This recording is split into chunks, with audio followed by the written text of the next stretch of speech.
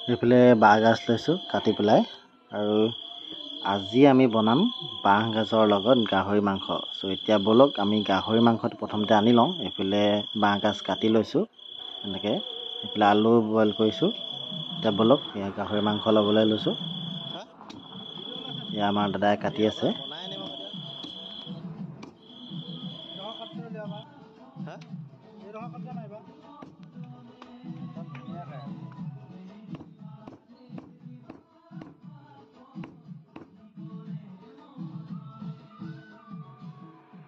আৰু আহিয়ে আমি এইফালে কেৰাহী পাতি দিলোঁ।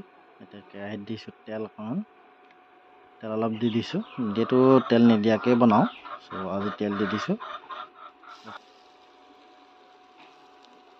আৰু এনেকৈ বাঁহগাজ দি যিসকলে খোৱা নাই খাব পাৰে, আৰু প্ৰায়েতো এনেকৈ খায়েই, হ'লেও যিসকলে খোৱা নাই খাই চাব পাৰে, খুব টেষ্টি হয়।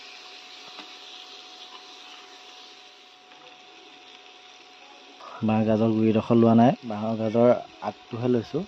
আগটো অকল চাৰিটা কৰিছোঁ।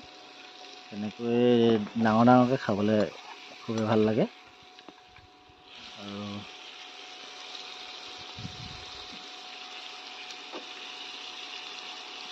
আৰু যদি মোৰ ভিডিঅ'টি ফেচবুকত চাই আছে তেতিয়াহ'লে ফেচবুক পেজটি ফ'ল' কৰিবলৈ নাপাহৰিব, আৰু যদি ইউটিউবত চাই আছে তেনেহ'লে চেনেলটো ছাবস্ক্ৰাইব কৰিবলৈ নাপাহৰিব, আৰু লগতে লাইক কমেণ্ট শ্বেয়াৰ কৰিব।